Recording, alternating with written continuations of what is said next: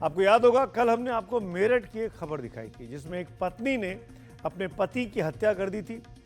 जयपुर से भी एक ऐसी ही खबर आई है, इसमें भी पति की हत्या की गई है।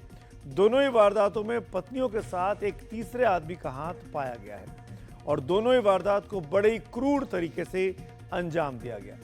दोनों ही घटनाओं की चर्चा इस समय टीवी पर, अखबारों में और सोशल मीडिया पर जमकर हो रही है। मेरठ से जयपुर तक दोनों कहानियों को सुनाने वाले यही पूछ रहे हैं कि क्या भरोसे का कत्ल करते हुए हाथ नहीं कांपे होंगे। पहले आपको दिखाते हैं जयपुर की ये ताज़ा खबर जिसमें एक पत्नी ने अपने दोस्त के साथ मिलकर अपने पति की बेरहमी से हत्या की।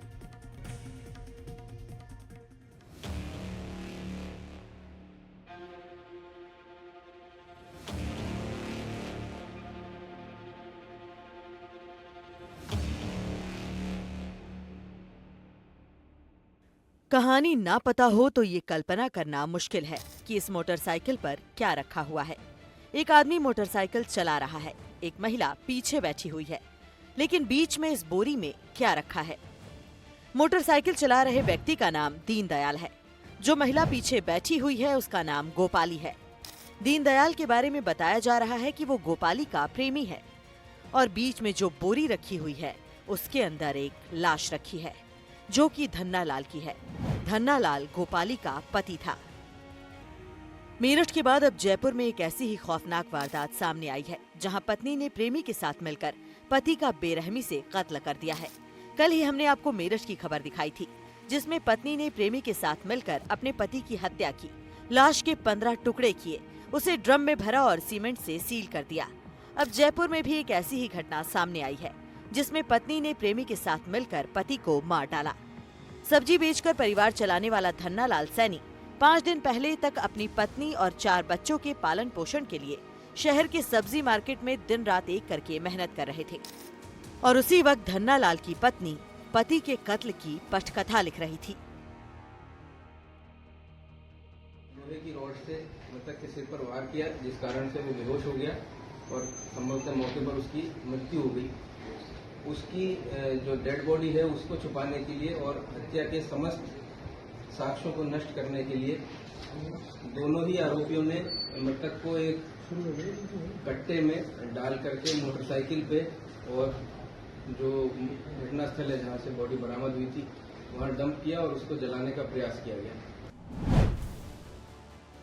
वारदात 16 मार्च की है। पुलिस को शहर के नेवटा पुलिया के पास एक जला हुआ शव मिला और शव की पहचान धन्नालाल सैनी के रूप में हुई। जांच में पता चला कि गोपाली 15 साल से दीनदयाल के साथ अवैध संबंध में थी। कुछ समय पहले धन्नालाल को पत्नी गोपाली पर शक हो गया था, इसलिए दोनों ने मिलकर धन्ना को रास्ते से हटाने की योजना बना ली। हत्या की ये वारदात अचानक नहीं बल्कि सोची समझी प्लानिंग का हिस्सा थी। दरअसल गोपाली देवी और उसका पति दीनदयाल पिछले 15 साल से इस अवैध रिश्ते में थे, लेकिन कुछ दिन पहले पति धन्नालाल को इसकी भनक लग गई और उसी समय इन्होंने पति को रास्ते से हटाने की योजना बनाई थी। 15 मार्च की शाम दोनों को ये मौका भी मिल गया। गोपाली ने पति धन्ना को बता रखा था कि वो एक दुकान में काम करती है। 15 मार्च को धन्नालाल शाम के वक्त उसी दुकान में पहुंच गया जो कि दीनदयाल की है। बताया जा रहा है कि दीनदयाल धन्नालाल को धोखे से दुकान के ऊपर बनी दूसरी दुकान में ले गया। वहां गोपाली और दीनदयाल ने पहले धन्नालाल के सिर पर लोहे की पाइप से वार किया, फिर रस्सी से गला घोंटकर हत्या कर दी। हत्या के बाद दोनों कितने बेखौफ थे इस बात का अंदाजा इसी से लगाया जा सकता है कि शव को ठिकाने लगाने के लिए दोनों ने उसे एक बोरे में डाला और उसके बाद बाइक पर बैठकर पूरे शहर भर में घूमते रहे। फाइनली ये तय किया गया है कि जंगल में ले जाकर शव को आग के हवाले किया जाए। हत्या के बाद लाश को प्लास्टिक के बोरे में डाला गया। पत्नी गोपाली अपने पति की लाश को बोरे में रखकर मोटरसाइकिल पर बैठकर घूमती रही। प्रेमी कहलाने वाला दीनदयाल मोटरसाइकिल इधर उधर दौड़ाता रहा। दोनों बीच बाजार से निकले, लाश को जंगल में ले जाकर आग के हवाले कर दिया ताकि पहचान मिटाई जा सके। धन्नालाल की गुमशुदगी की रिपोर्ट के आधार पर पुलिस ने सीसीटीवी फुटेज की पड़ताल की तो सारी कलई खुल गई। दीनदयाल और गोपाली को गिरफ्तार कर लिया गया और दोनों ने अपना जुर्म कबूल भी कर लिया। इनकी आपस में लड़ाई झगड़ा हुआ। तो उस दुकान के जस्ट सीढ़ियाँ दुकान के अंदर से ही चढ़ के ऊपर रूम है, उस रूम में इन पति पत्नी का झगड़ा हुआ। फिर इसने दीनदयाल ने तथा इसकी पत्नी गोपी देवी ने दोनों ने मिलके इसके सिर पे पाइप मारे, जिससे ये बेहोश हो गया और बेहोश होने के बाद में इसका गला दबा दिया, जिससे इसकी डेथ हो गई। उसके बाद में बड़े बोरे में इसको डाल के और फिर ये धीरे धीरे घूमते हुए LNT वाले रोड से होते हुए और जब तक अंधेरा नहीं हुआ फिर अंधेरे में ले जा करके इन्होंने यहाँ जहाँ पे हमको डेड बॉडी मिली वहाँ इन्होंने डेड बॉडी डाल दी।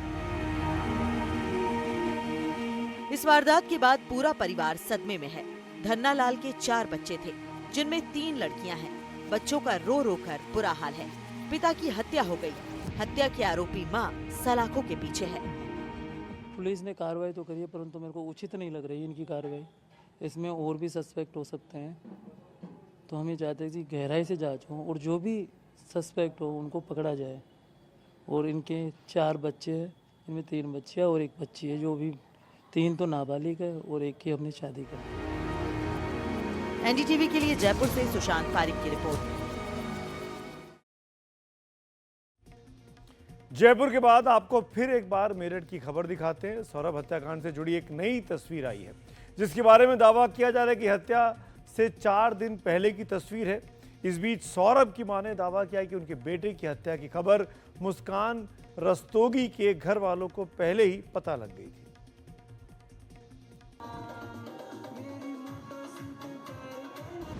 डांस का ये वीडियो सिर्फ 3 सेकंड का है, लेकिन इससे जुड़ी सच्चाई बहुत लंबी है।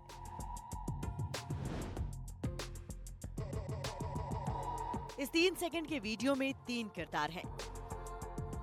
6 साल की बच्ची की तस्वीर हम जानबूझकर छिपा रहे हैं। साथ में 2 और लोग हैं, पति और पत्नी, जो अपनी बच्ची के बर्थडे पर डांस कर रहे हैं। इस बर्थडे डांस के 18 दिनों बाद इसी घर में एक ड्रम मिला और उस ड्रम से निकले डांस करते दिख रहे इस आदमी के 15 टुकड़े। सिर्फ 3 सेकंड का डांस और इससे जुड़ी खौफ की एक लंबी कहानी।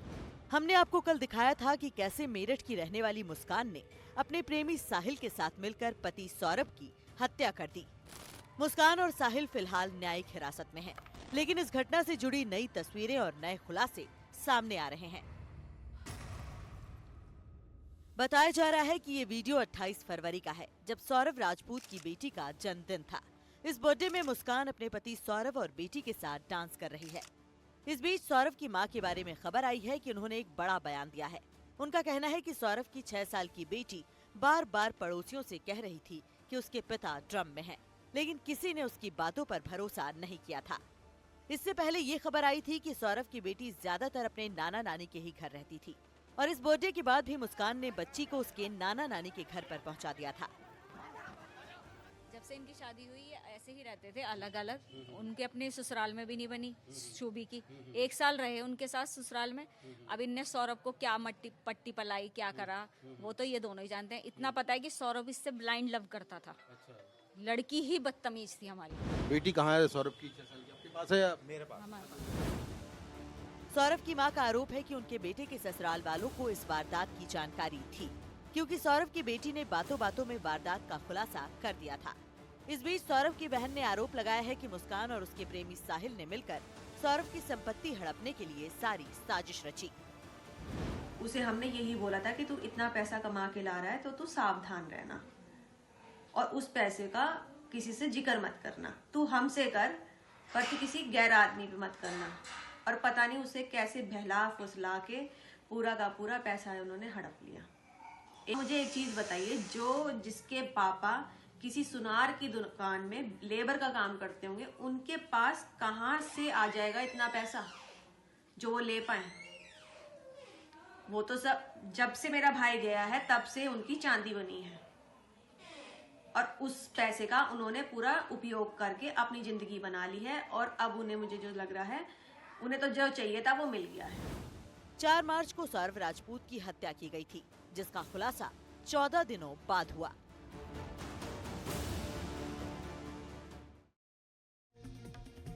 कैसे रिश्तों की हत्या हुई इन दोनों कहानियों में, चाहे वो जयपुर की हो या फिर मेरठ की हो।